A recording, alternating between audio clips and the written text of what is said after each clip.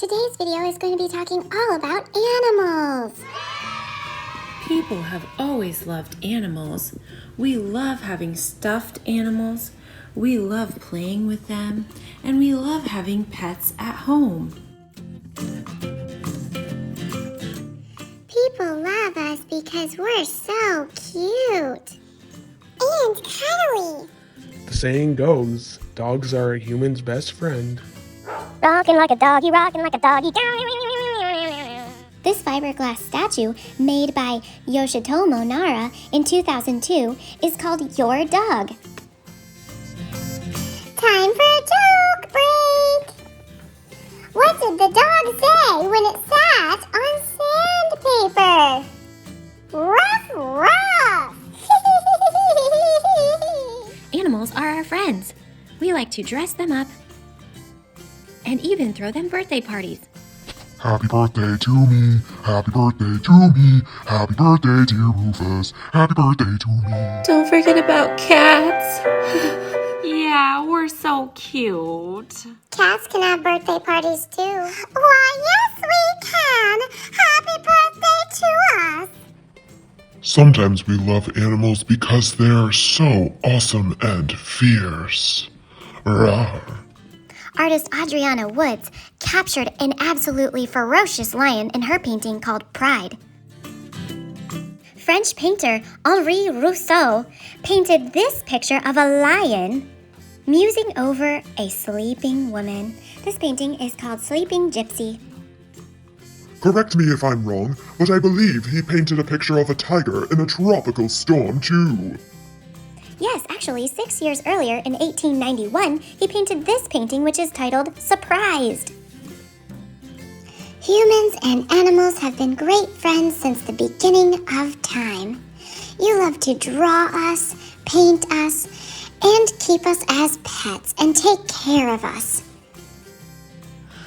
Drawings and paintings of animals have been found in cave paintings like these from all over the world. Scientists guess that these paintings are about 20,000 years old. To see these cave paintings, you'd have to travel to France. There is a cave in France called the Lascaux Caves, and they are covered in paintings and drawings of animals from prehistoric times. Rock drawings and cave drawings have been found throughout the world, and most of them include some type of animals. Other civilizations throughout the world, such as the ancient Egyptians, used animals in a lot of their artwork and communication. Let's take a look inside of the Great Pyramids. These pyramids are from about 4,500 years ago. Inside of these giant tombs built for royalty, scientists have found hieroglyphics and other amazing paintings. The hieroglyphics were the ancient Egyptians' way of writing. They used pictures as words to tell their stories. Many of the symbolic pictures were animals. Can you see all of the birds and other animals in these hieroglyphic symbols? Scientists have also found many dog and cat statues in these pyramids. This is the Egyptian god Anubis, who has the head of a jackal. Do you see all of those hieroglyphics in the background?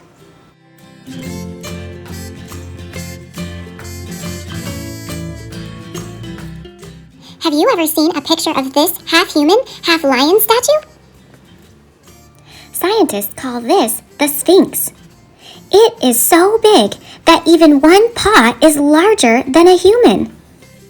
Some creatures are imaginary, like unicorns. That means that people made them up. A sphinx is imaginary too. Sometimes people call imaginary creatures mythological creatures. When I woke up this morning, I looked out my window and I thought I saw, maybe it was just my imagination. You tell me if I'm dreaming. This is what I saw out my window. First there was a Pegasus, then a unicorn riding a dinosaur, and a dragon. Oh my goodness, and a unicorn. I don't know, I think I just need to go back to bed and get some rest. Are you like me? Do you love swimming and unicorns? Well, if you do, then you'll probably love these paintings by Derrick Adams. His artwork is very colorful and geometric. He has a whole series of people floating in the pool. I've always wanted one of those unicorn floaties. Did you know mermaids are mythological creatures too? I love Disney's The Little Mermaid. Chinese dragons are mythological, and so are Native American thunderbirds. Ooh, I'm so inspired to draw a mythological creature. Let's use our imaginations and draw a made-up animal. You can make up your own animal or draw your favorite mythological creature. Or you can get a pencil and follow along to make this unicorn with me. Pause the video if you need time to grab your supplies, and then unpause once you're ready. I'm going to use a permanent marker so you can see what I'm drawing really well. But use a pencil if you're at home so that you can erase if you need to. I'm going to make mine small so I have more room for other animals. We're going to start with a small point for the horn. Then let's make another bumpy point for the ear. You can put a little line inside of it.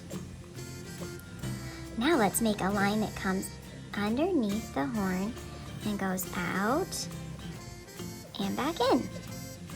That's the face. Let's put a little nose on it. And let's do a little mouth. And you can make any type of eye you want. I'm gonna make my unicorn's eye closed, and I'm gonna make it look happy. You can even add eyelashes if you want to. Let's add some hair. Let's make a line coming out from the front of the horn and swooping up and back down. Now let's make that line come over and down to touch the ear. Let's make another line swooping out and around, kind of like a backwards S. Now let's make a little line coming down below the chin and come right back to this point by the ear, and we're going to make a line that swoops down and around and comes to a point. Let's put some lines inside for the unicorn's hair.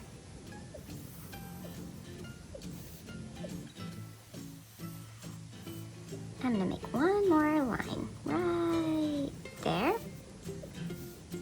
And you can add as many hairlines as you want. You can even add some up here on the bangs.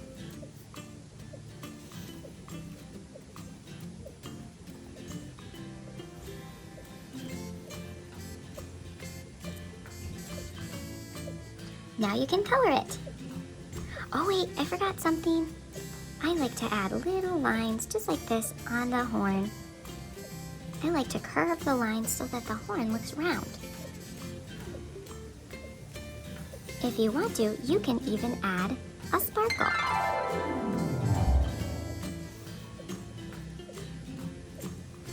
That can be easier to do if you have pencil. You can even add other sparkles around the unicorn to make it look even more magical. Sometimes people make their sparkles like this. Start with an X, and then another X. An X, I guess that's more like a T going across. Ooh, this unicorn is looking very shiny and sparkly. These lines coming out around the sparkle make it look shiny. Ooh! Ah! Have fun coloring. Big fluffy unicorns dancing on rainbows.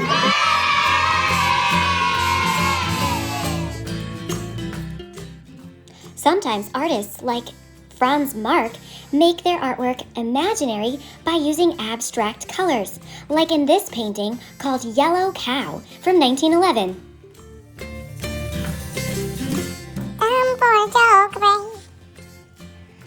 What's the best way to count cows? With a calculator.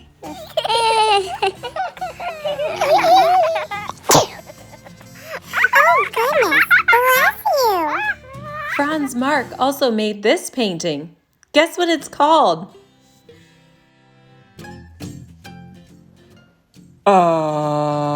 Could it be the large blue horses? Oh, what? Somebody must have told you. How would you even know that?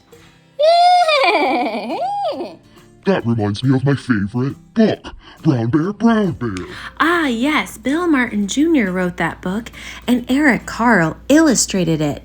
An illustrator makes the pictures for a book. Eric Carle made this blue horse.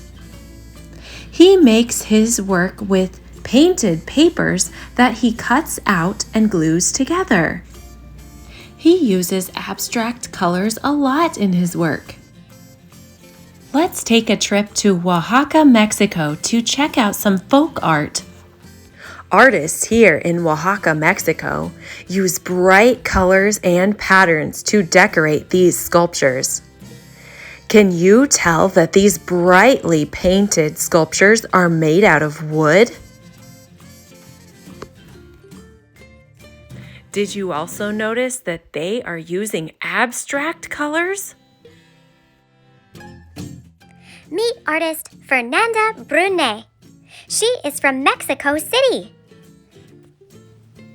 She also uses bright colors and intricate patterns in her work. Let's try making our own fish. Get out some paper to do a drawing. Pause the video if you need time to go get paper. Okay, so I'm making a fish. So we're going to make a mouth this way. It's actually a fin.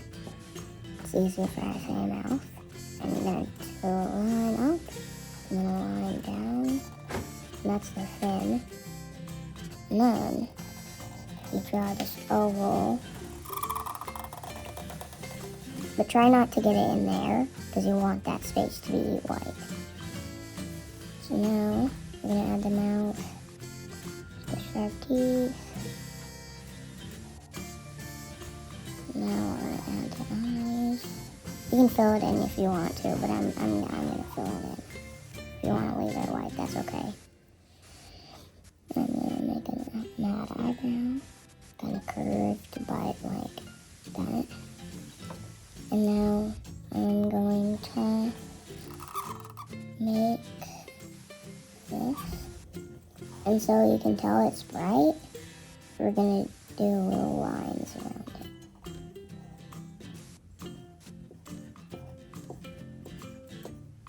And you can fill that in, but I'm not going to. Oh, forgot to add the gills. You can do this. One long, one medium, and one small. Or you can just do a regular, but I think that looks best. And you can do a picture frame. Like this.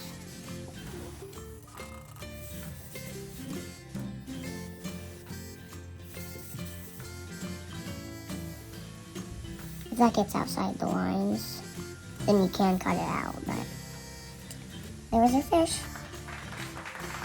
Did you know you just drew an anglerfish like this scary creature in Finding Nemo? Hi! Did you know that animals are broken down into two types, vertebrates and invertebrates? Yes, vertebrates have a backbone, don't you know? Hi, I'm an invertebrate. Invertebrates don't have a backbone. Jellyfish and octopuses are also invertebrates. Did you know vertebrates have 5 categories? Yeah, there's amphibians, birds, fish, mammals like me, and reptiles. Do you have a favorite category?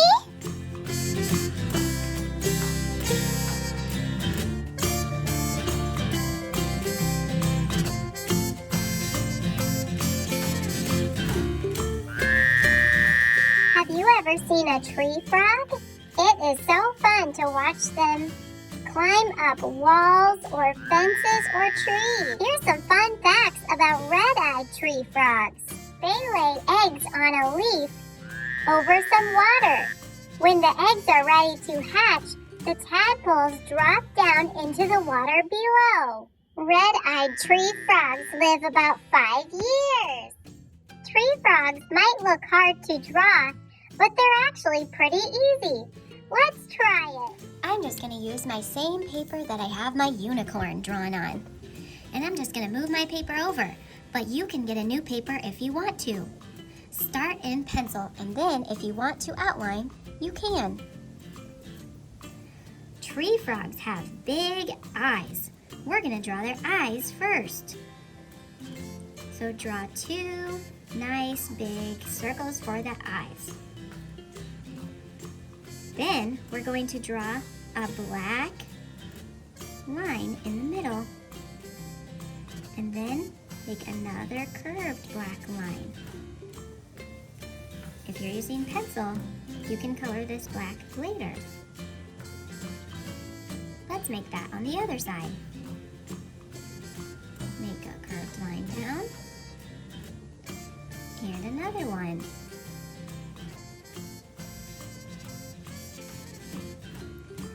Now we need a little curve over the top of the eye.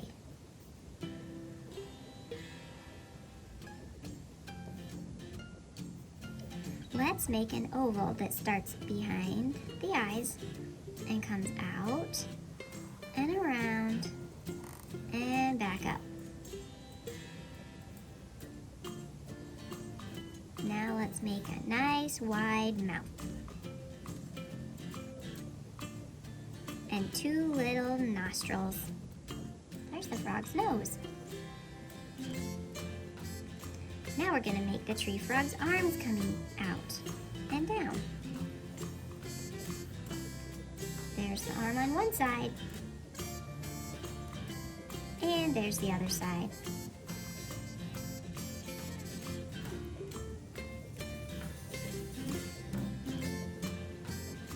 For the fingers, make a little circle on the end. They have sticky little pads on their fingers.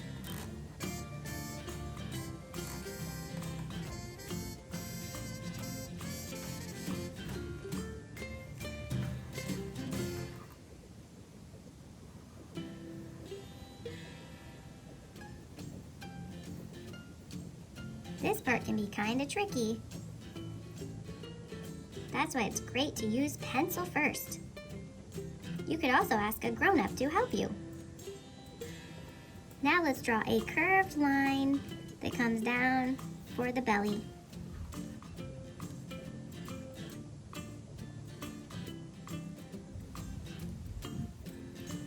Then we'll make a bump out for the leg on each side.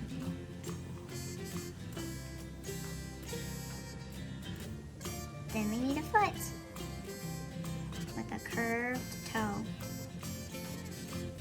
Part of the foot is behind the hand, so we can't see it the rest of the way.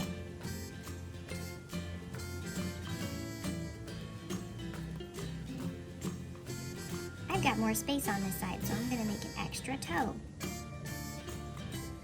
And there we go. Now you can color it.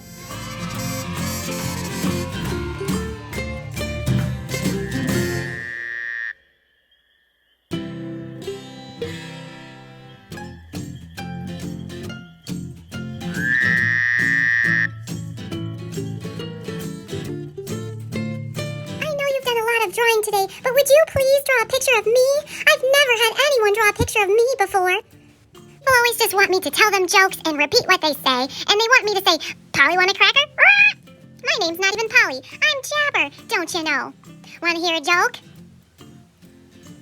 What do you get when you cross a centipede and a parrot? A walkie-talkie! Alright, we're gonna draw Jabber. So let's make a little triangle for his beak. And then we'll make a little triangle attached to it. Let's give him a little nose hole.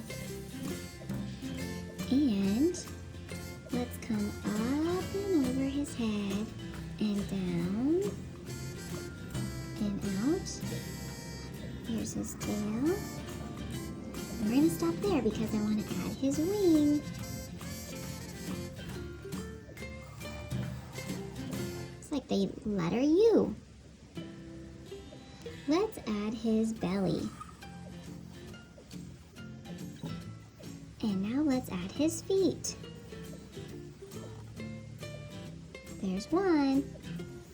And the other one. Let's add his eye. Put another circle inside. And then we're going to make a circle around his eye. And his head is blue up here. His body is red. He's got a green area on his wing. And this part of his wing is blue. He also has a yellow part right under here. And his tail is blue, so let's draw one like that. Oops, I kind of went out of the lines a little bit, but that's okay. Now you can color him in. Wow, great job drawing Jabber.